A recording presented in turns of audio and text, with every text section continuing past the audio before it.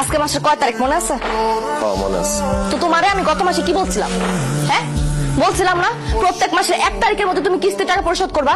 আজকে 2 তারিখ হয়ে গেছে, টাকা দাও নাই কেন? এই মাসের কিস্তির টাকাটা আমি পুরোপুরি জোগাড় করতে পারিনি, তাই তোমার আর দেওয়া হয়নি।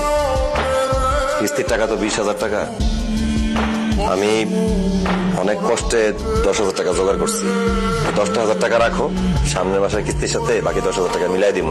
অসম্ভব, বাকির নাম ফাঁকি। 10,000 কেন, 10টা টাকা আমি কম নিব না। বিচারে বলা হয়েছে না তুমি আমার 20,000 টাকা কিস্তিতে দিবা, এখন তুমি আমার 20,000 টাকা দিতে হবে। দাও আমার টাকা দাও। সবই ঠিক আছে, কিন্তু টাকাটা আমি কিভাবে ম্যানেজ করবো সেটা তো তোমারে ভাবতে হবে। তুমি কি একটাবার জানতে চাইছো এই কিস্তির টাকা, এই সংসার কিভাবে আমি চালাইতেছি? আমার এত কিছু জানার দরকার নাই। আমি তোমার কাছে কাবিনের পুরো টাকাটা চাইছিলাম, তুমি বলছো তুমি কিস্তিতে দিবা, আমি সেটা পর্যন্ত মাইনা নিছি। এখন তুমি আমার কথা বাকিতে রাখতে, এত কিছু তো আমার পক্ষে মানা সম্ভব না। তুমি আমার 20,000 টাকা দিবা মানে দিবা, এখন প্রোভাইড করো। একটা সত্যি কথা কইবা, তোমার এত টাকার লোভ কেন? আমার কত? আমার টাকার লোভ না, এই কাবিনের টাকা আমার হক, আমার অধিকার। আমি আমার অধিকার চাইতেছি। অধিকারের জন্য তুমি যে পরিমাণ প্রেশার আমার দিতেছো, আমার তো মনে হইতেছে কাবিনে পুরো টাকাটা পায়ে গেলে তুমি আমার সাইডে চলে যাবা। আমি তোমার বিয়া করছি, বিয়া যেহেতু করছি আমি তোমার ছাড়া কখনো কোথাও যাবো না, কিন্তু এই কাবিনের টাকা এটা তোমার আমার বুঝাই দিতে হইব। এই 20,000 টাকা তুমি আমার বুঝাই দিবা, আমার কিন্তু মাথা গরম করো না তুমি। তুমি যেহেতু 10,000 টাকা নিবা না, আমার 2 দিন সময় দাও, বাকি 10,000 টাকা আমি মিলাই তোমার দিতেছি। 2 দিন সময় দিতে পারবো না, আমি তোমার 1 দিন সময় দিলাম।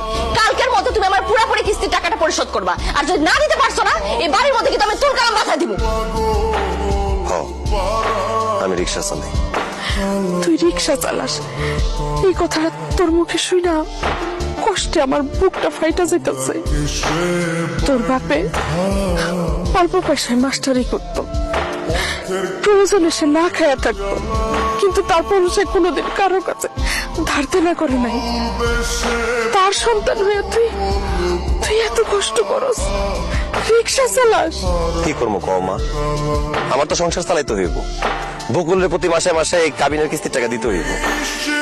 আমার দোকানটা অনেক আগেই বন্ধ হয়ে গেছে, এই জন্য বাধ্য হয়ে এখন রিক্সা চালাই। কিন্তু রিক্সা চালায় কোনো কাজ হইতেছে না। এই মাসে কিস্তির টাকাটা এখনো জোগাড় করতে পারিনি। মাত্র 10,000 টাকা জোগাড় করছি, আর বাকি 10,000 টাকা জোগাড় করতে গিয়ে কত মানুষের কাছে ধার চাইলাম, কেউই টাকা দিল না। এদিকে বকুল কইতেছে আজকের মতো তার কিস্তির টাকা দেওয়ান লাগবে। আমি যে কোন দিকে যাবো কি করবো কিছুই বুঝতেছি না আম্মা।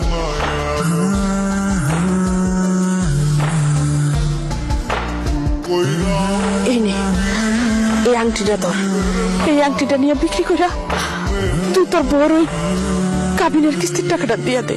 না না না না, আমি আংটি নিতে পারবো না। এই আংটিটা তোমার আব্বাই দিচ্ছে, আব্বা এখন আর বাইসা নাই। আব্বা শেষ স্মৃতি হিসাবে আংটিটা তোমার কাছে এখন আছে। এই আংটিটা যদি আমি এখন বিক্রি